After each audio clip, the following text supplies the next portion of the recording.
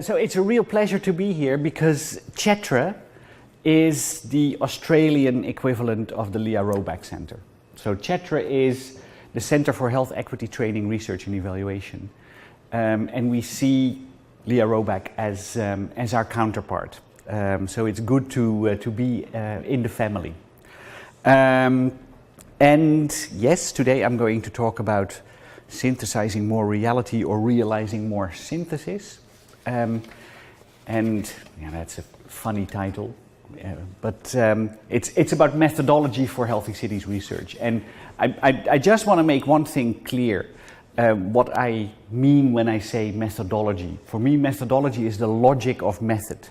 It is how you choose methods to do research. So it is the philosophy that you apply to your research and how you're collecting data, how you look at the world.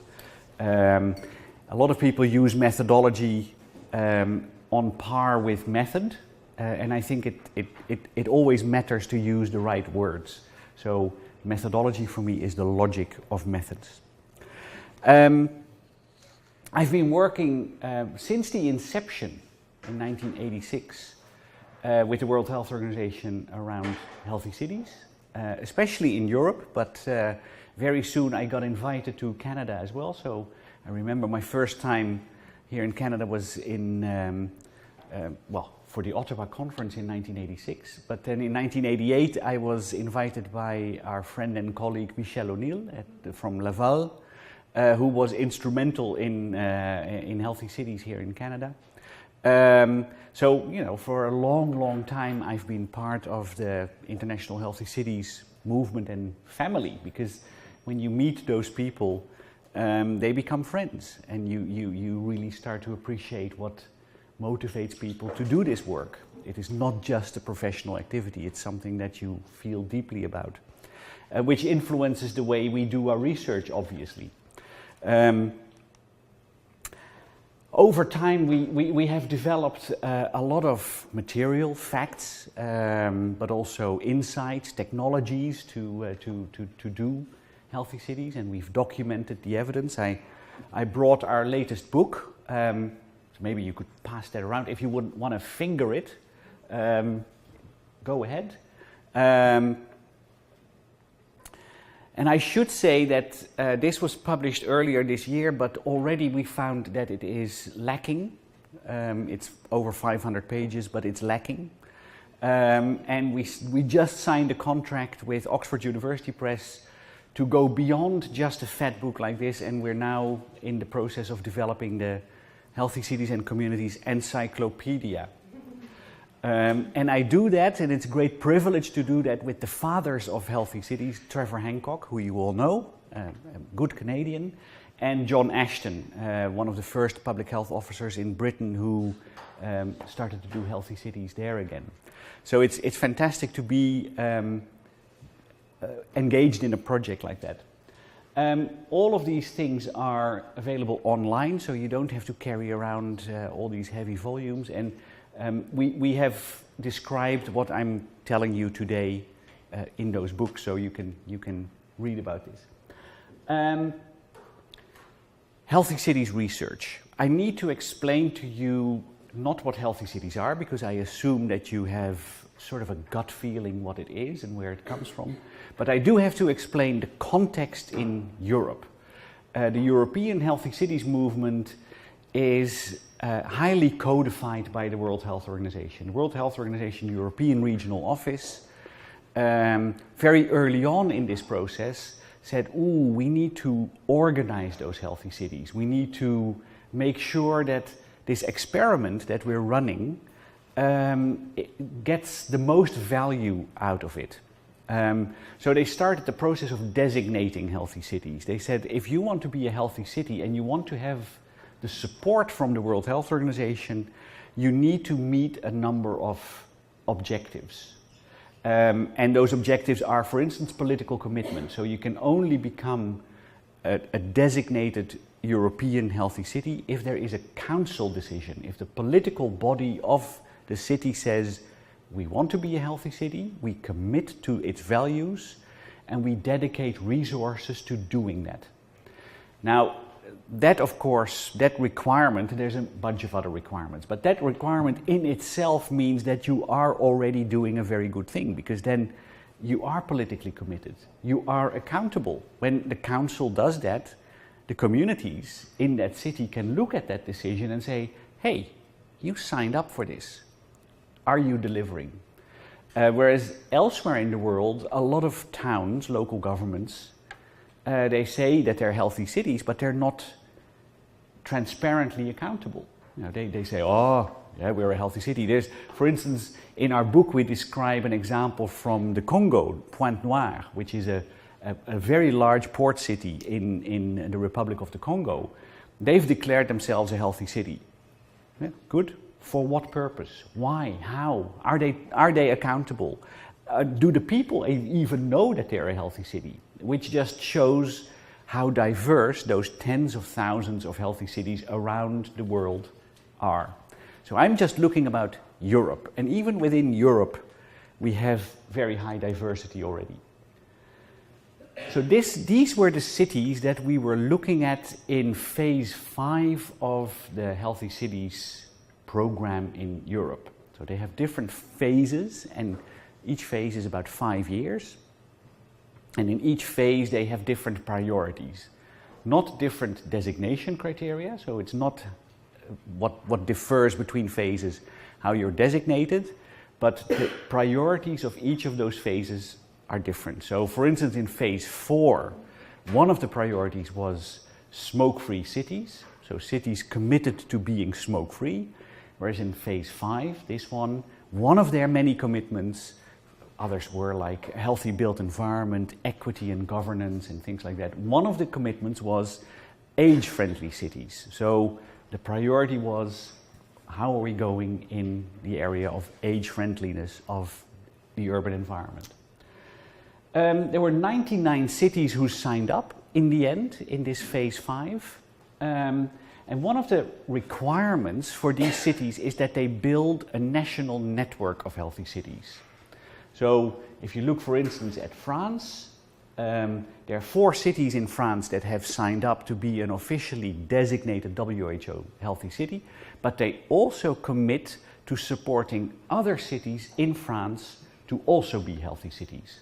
So the other cities are not connected to the World Health Organization directly, but they are through a network that those 4 cities in France built up. And each of those cities on this map commit to building a national network of healthy cities. So there's 99 healthy cities, and they establish networks of healthy cities. And if those networks meet certain requirements, they do capacity building, for instance. They have internal training courses. They do a continuing education, they do evaluations. If you meet a number of requirements, you can become an accredited healthy city network in Europe. And you can see that not all of these networks are accredited. Some of them say, we are so unique, we're so different, we don't need to be accredited. Why would we want to be accredited? But others really think that it's important to be accredited by the World Health Organization as a kind of a quality mark. So there's 99 healthy cities. We are currently in phase 6, and new healthy cities come in continuously.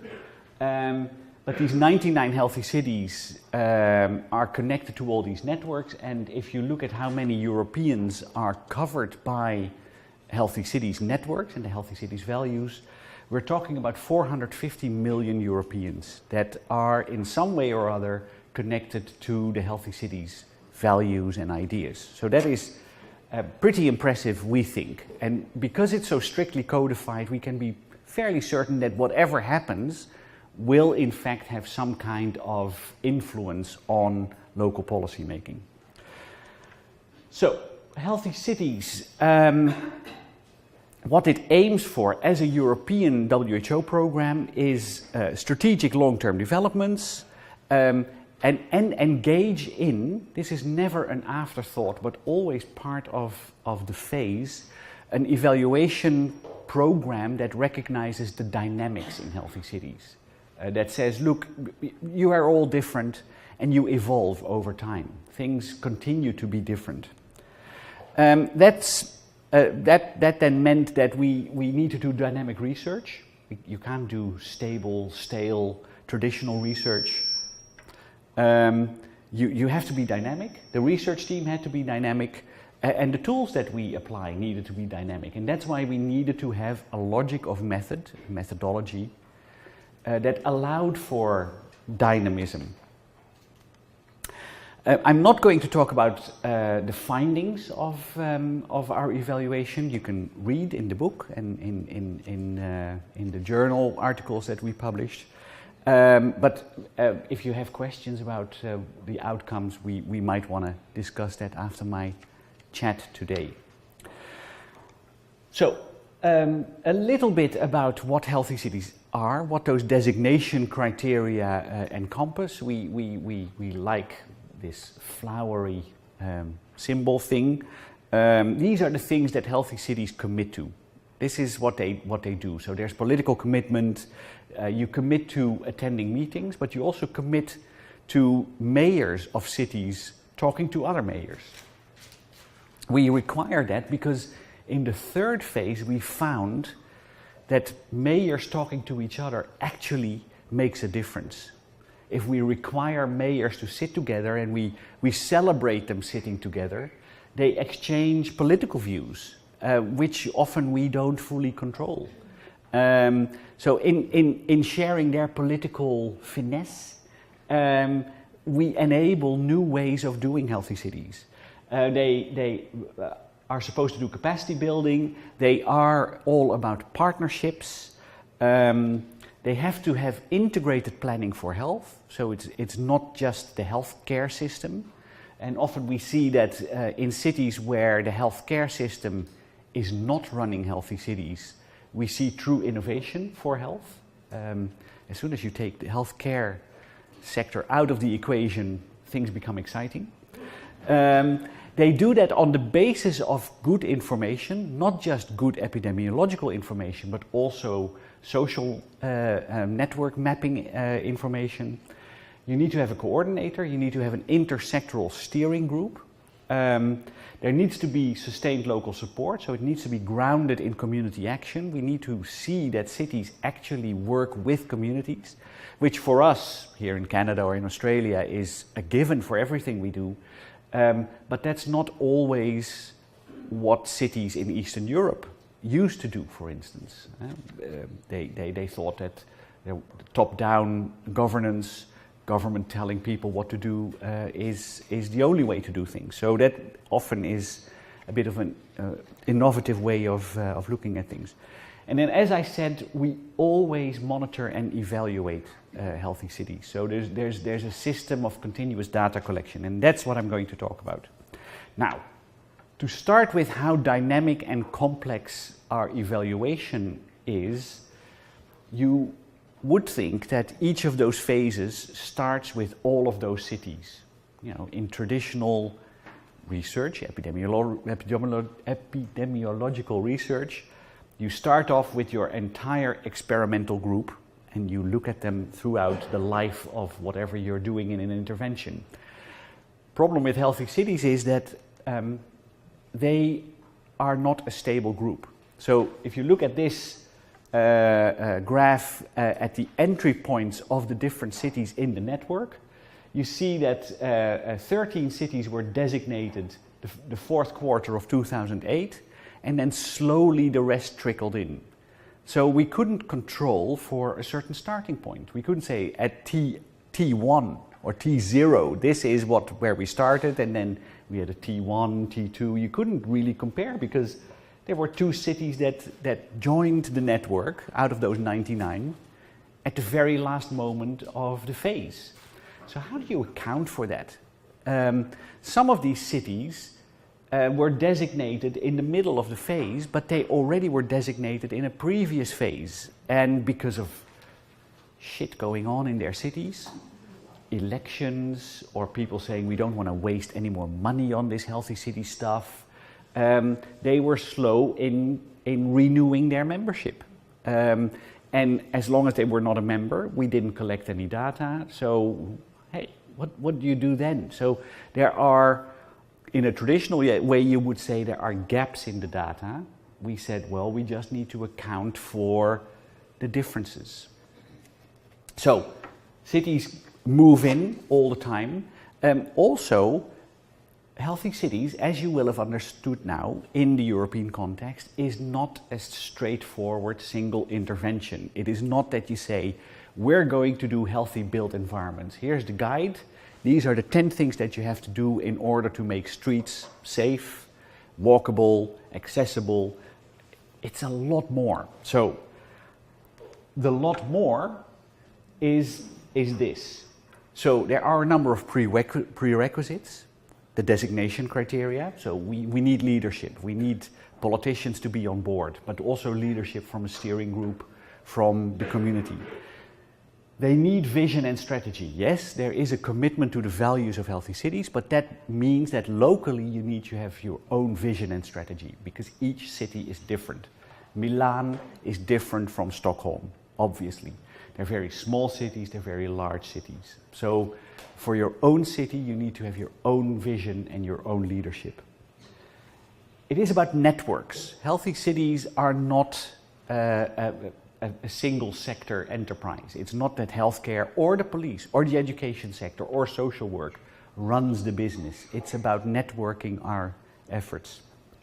And you need to have a number of structures and processes in place. So you need to have an intersectoral steering group, you need to have this, you need to have that. So we are sure that those commitments are in place, but for each city they will be different.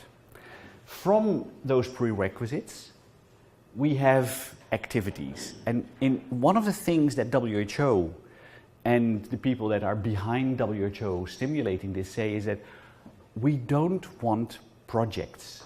Projects, you may have heard the term projectitis or projectism. It's a terrible disease that afflicts the best of organizations. Projectitis is that you do something for 6 months and then you end it and you don't learn from it. In the WHO perspective, projects are learning steps towards programs. So program is a series of projects that build on each other. Programs then lead to policies, insight in how we should structure the world, how we will allocate our resources for the longer run. And out of policies come new projects to implement those policies, and new programs and new policies. And we have labeled those activities. Those activities aim at 4 big areas of impact, or the status of the city. Caring and supportive environments, and there are about 20 different priorities within caring and supportive environments. Communities caring for each other, age-friendly cities, for instance. The hardware, healthy urban environment and design, but obviously people committing to a better life are engaged in healthy design and healthy infrastructures. Those areas facilitate better opportunities for healthy living, and better opportunities for healthy living, making healthy choices the easier choices, leads to more health, but more importantly, to more health equity. We don't want to lift everybody up and retain the inequities that may exist. We want to lift those at the lower end up more than those at the higher end. And health equity is a tough concept. It's problematic. A lot of governments recognize now that there are inequities in health, but they don't know what to do about them. Because if you listen to Michael Marmot, for instance, who says, epidemiologically we see health inequities is terrible, and Michael then says, what we need is proportionate universalism. Well, tell that to a mayor of a city, and the mayor will go, hello, what does that mean? So Healthy Cities has enabled local politicians, local councils, local communities to understand what it is to close that gap, which is to invest more of the same, but also more of different things in communities and people that are lagging behind, which is an incredibly difficult issue, and the people who work here at the Léa-Roback Center will know all of that. It's a very tough nut to crack, the health inequity nut. So that's the complexity of what we want to accomplish in healthy cities. What this means is that you need to collect data on all of those things. You need to have information on all of those things. Are the prerequisites throughout the life of a healthy city, are they in place? That political commitment, yes, we require it, but will it stay alive? Will it stay strong? That idea that projects lead to programs, lead to policies, and then you start the cycle again, is that happening? And what does that mean for the priorities that cities have in creating caring and supportive environments and communities, doing healthy urban environment and design, etc., etc. So there's lots of things that you need to monitor, that you need to measure along the way. So we had a lot of data collection mechanisms in place already, because this was not the first time that we did our evaluation. There are things that are called ART, the annual reporting template. So against the designation criteria, we ask cities to report how they're doing on those criteria that they originally signed up for. There is, at the end of each phase, there is something called a general evaluation questionnaire, which in its original form was 250 questions.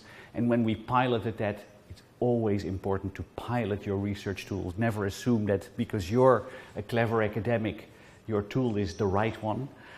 So when we piloted our general evaluation questionnaire, we found that healthy city coordinators needed 2 weeks to fill them out. And these are busy people.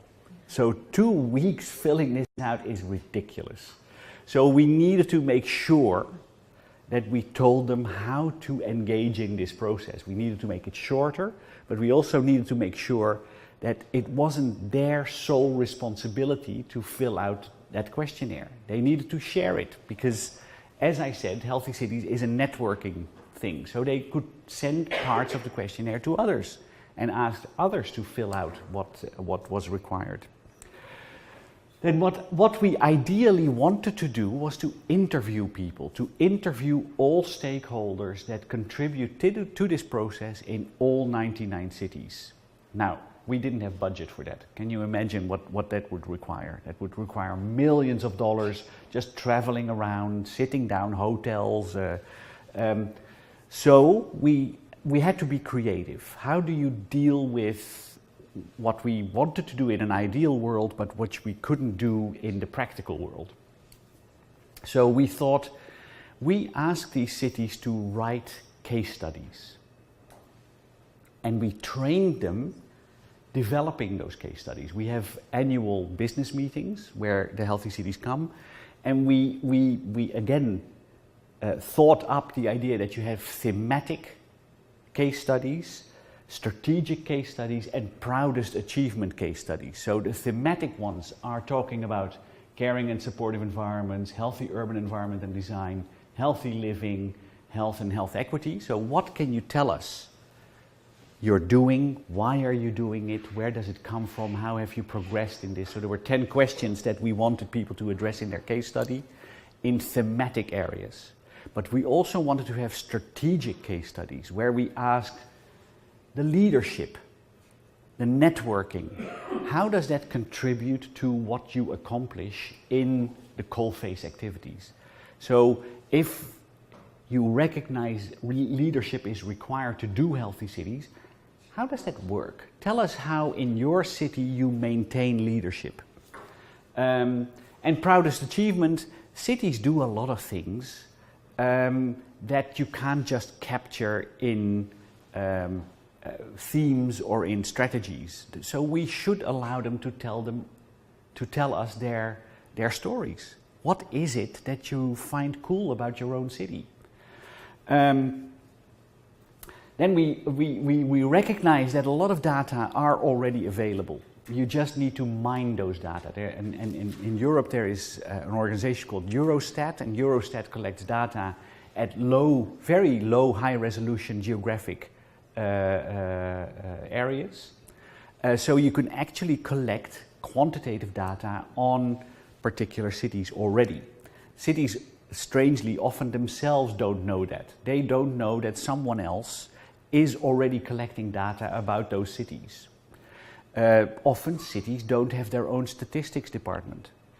So in previous research, we asked cities, give us the data on this and this and this, access to green space, and city would know, we don't collect that data. We discovered that Eurostat actually does collect that data, and that it's validated, and that it's the same for 35 European countries, not just countries of the European Union, but also, for instance, Israel. So Eurostat is there, and then there is a process of healthy city indicators that cities are engaged in. And there is a lot of paperwork. There's mountains and mountains and mountains of paper that is available on cities, reports that people do, all that sort of stuff. So we have those data. How do you make sense of all of that? Especially when everything is so dynamic and every city is different, and still you want to say something about each particular city, but also the healthy cities idea in general in Europe, and what that means. So we found in the literature a way of thinking about that context, which is realism. So Pawson and Tilley have developed over a long period this idea of realist research. And what they say, and this is a great simplification of what they really say, but they say that everything programs do or institutions do is driven by theories. And this is not just, I'm not doing this because I like doing this, because I think a lot of people quote for no reason whatsoever, but we academics, we tend to think of theory as a testable presupposition. It is something that we do in science, and we have hypotheses that we then can test. And the theories in realism are different beasts. They're not scientific. So realist theories are sets of beliefs about how the world works. And they may be completely nonsensical. They may not be informed by any sense of reality. They're political. They're assumptions about causal, final, and normative relations. So obesity, and I will give you an example of this, but obesity, people have assumptions about obesity, that people get fat because they eat wrong, period, that's it. Nah, the evidence shows that that's not true. But still, in the local context, a city council may say, we need people to eat more healthy or to exercise more, and that's it, period. So these are assumptions. They're theories about how things work in the world. And causal is cause and effect. Final is the relation between an action and an outcome. And normative things are what you're allowed to do, normatively or not. We can't summarily execute smokers, even though we would like to often. But if you smoke, you can't say you're dead. Well, eventually you will be dead, but you can't say against the wall and there you are, you're punished. The idea about realism, Pawson and Tilley's realism, is that those theories can be formulated into a relation between context, mechanism, and outcome. So the context is very important to understand the mechanism that is applied to certain ideas about change, and that then drives the outcome. This morning I explained this to someone as a particular form in social science of Bayesian statistics. Does anyone know what Bayesian statistics is? So Bayesian statistics assumes that there are already a priori distributions of probability. So it doesn't, there is no level playing field. That's what Bayesian statistics says. And that's what we recognize in this research. We say that there is no level playing field. There is no starting point where everything is equal and then we start building. No, there's always context and there's always different ways of thinking about reality. Now, the other thing is that knowing things in research is more than just knowing the facts. It's not just saying this is the epidemiology. This is how many people get ill because they're exposed to a certain toxin or virus. Anyone speak Greek? Nah. So there are 5 ways of knowing and 5 ways of dealing with those different kinds of knowledge. Episteme, epistemology, people often use that word. It's the knowledge about facts. These are the things that we know. And this is how we create those facts. And some people in certain traditions of science will say that facts are always socially constructed. They're not just value-free facts. The second way of knowing is techne, skill, how you do things. That's another way of knowing the world.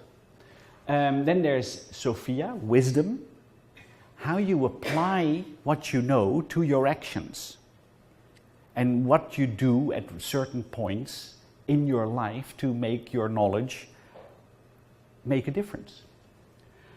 Then there is phronesis, a political astuteness, to be shrewd. Machiavellian behavior, for instance, is all about phronesis. It's about knowing how things work in the world and how you can influence people to do certain things and not other things.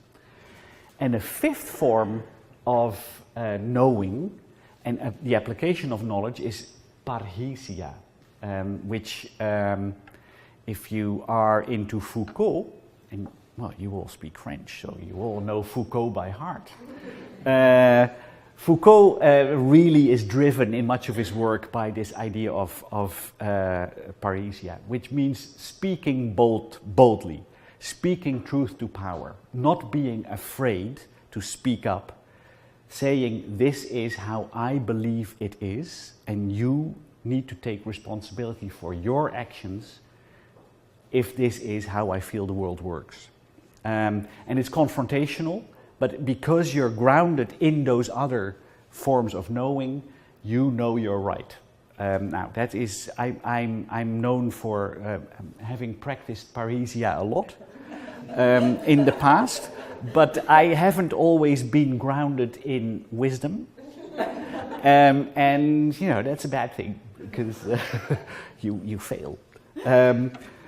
So, those 5 ways of knowing and applying knowledge have an implication for our perspective on research. Research doesn't necessarily equate with knowledge.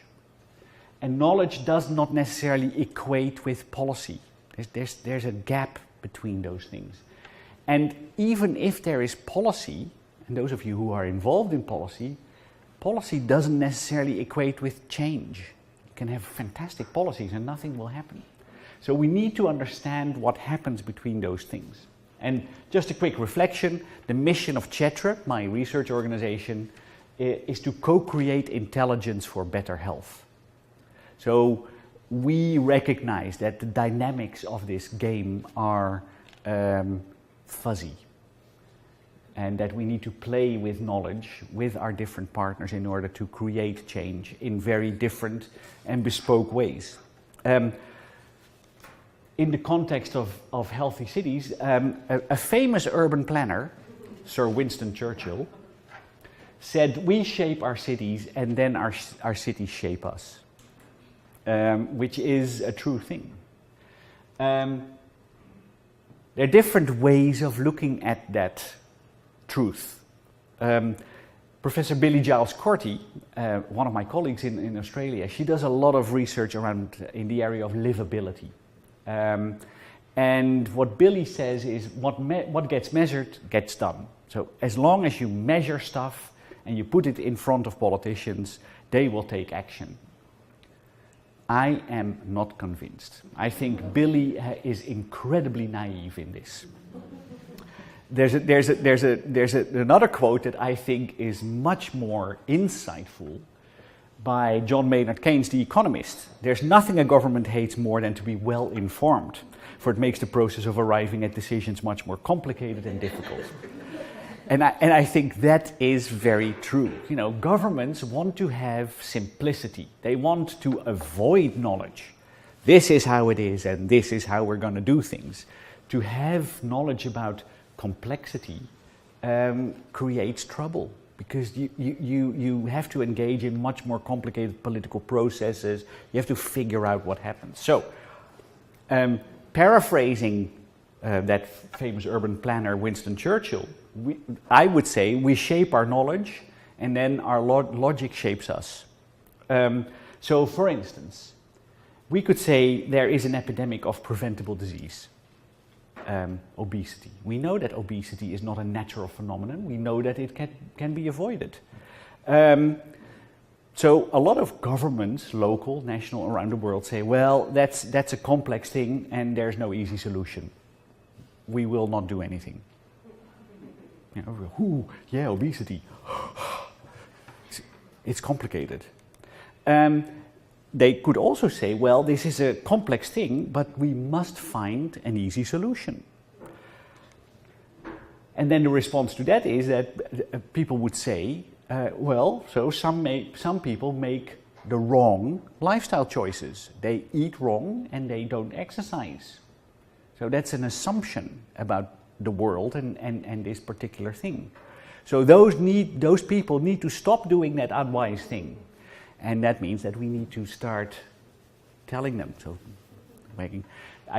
before I came to Australia 30 years ago, I worked in Denmark, and I worked with a community activist, by the way, who said, this is so bad, this is so bad. And he had this fantastic thing that you may want to adopt here too. He said, fingers are important things in the process of multipulation, he came up with. Manipulation and motivation. So multipulation, that's what he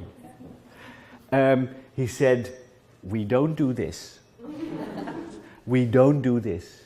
We only do this. And I thought, yes, you know, that is so clear. That is what we want to do. Multipulation, remember that. There's a third way of looking at this, where you say, well, this is a complex thing, so we need to understand it better. We need to understand how to intervene in that complexity. So wise people would say, this has to do with the social determinants of health. I would say, and it has equity dimensions. If you know about social determinants of health, it has equity dimensions. And then you would say, well, systems level institutional responses are required. Difficult, but we need to commit to that. And that means that you need to engage in health in all policy development, in governance, in the shared decision making, and all that sort of stuff.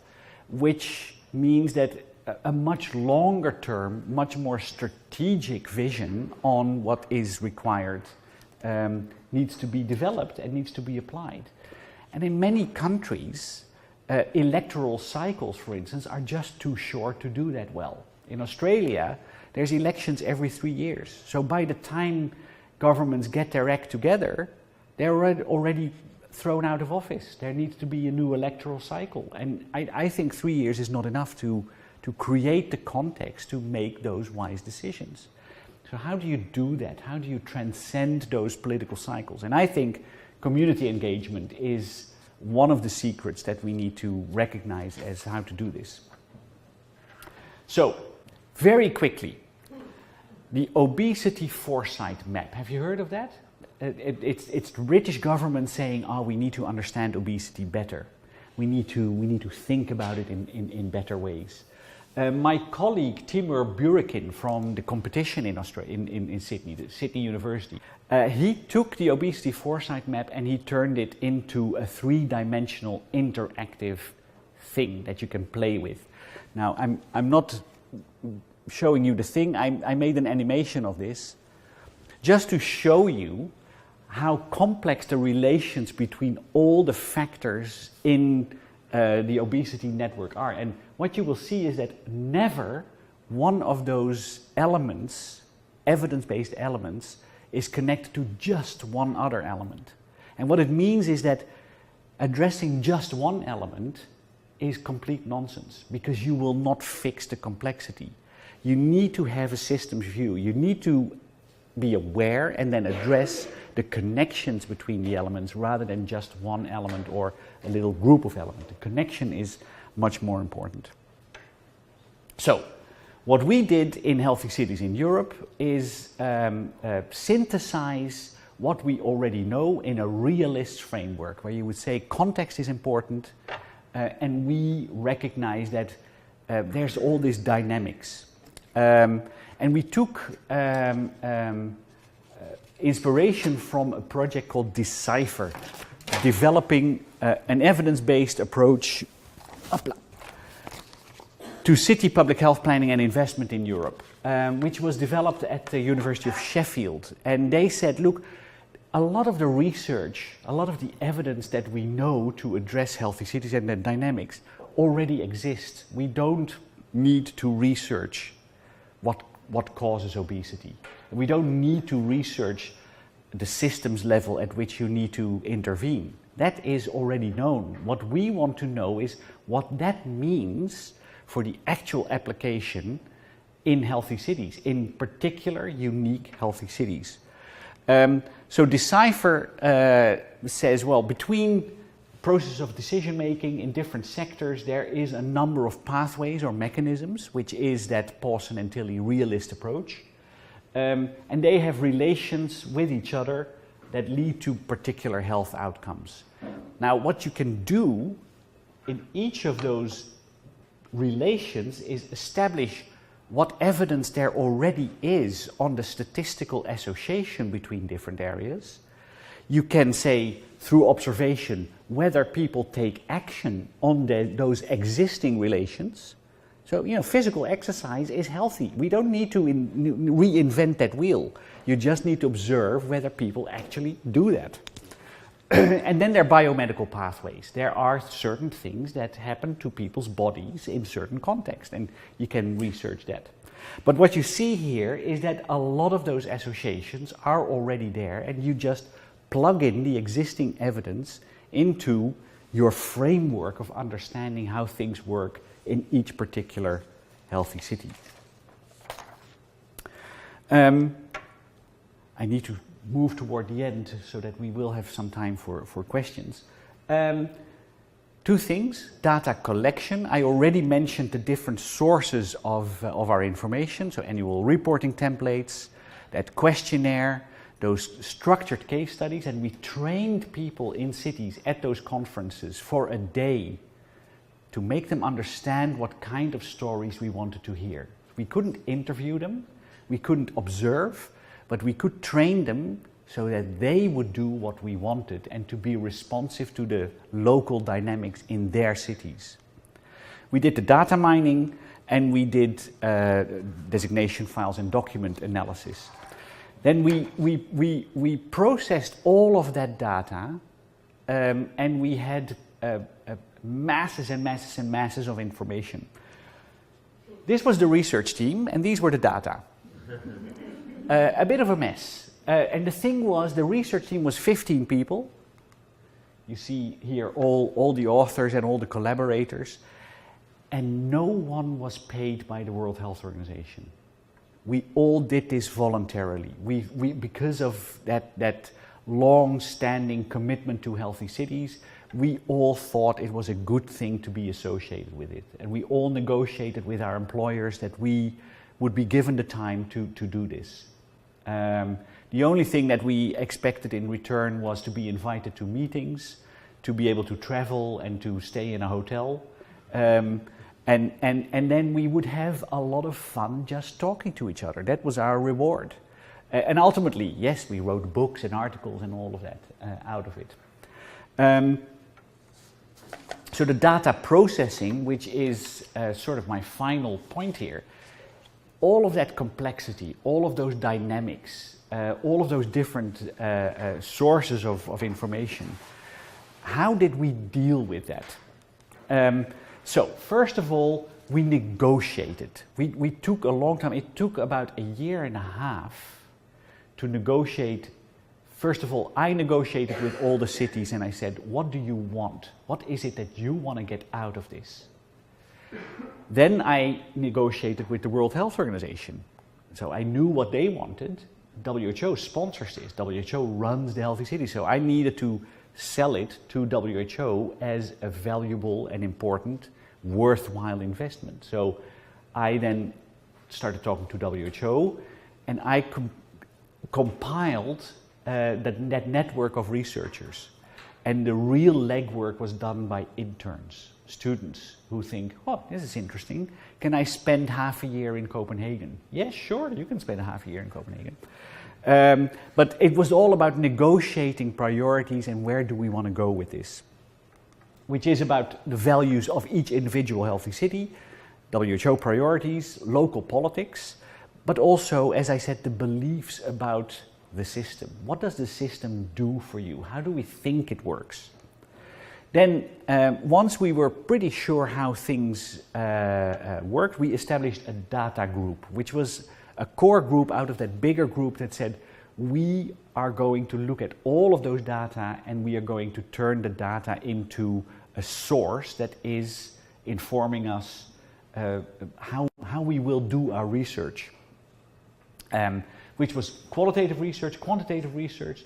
We had some resource experts, so people from Eurostat who knew the data quite intricately. And we needed to have mechanisms for validation, triangulation, where you say, well, this seems to be true. Are there other sources of evidence that validate what we think we are seeing in these things? So each of the themes that we had negotiated with cities, because in total there were about 120 different priority areas in the designation, and we negotiated with these healthy cities the broad themes that they thought were important. For instance, equity. They are struggling with equity. They want to know more about what happens around the equity field in different European cities. The other thing, healthy aging and urban design. That was a core thing of concern. But also, how do we deal with determinants of health? It is so easy to do this and to deal and to make tobacco consumption regulations very sort of proximal interventions, close to the cause of bad things. But you want to think upstream. So cities wanted to know, how do we deal with upstream policy making? So for each of those themes, we established a mother report. So we just put all the data that we had and a narrative, an interpretation of that data into often 600-page documents. And the total data volume was over 6 terabytes of numbers. Then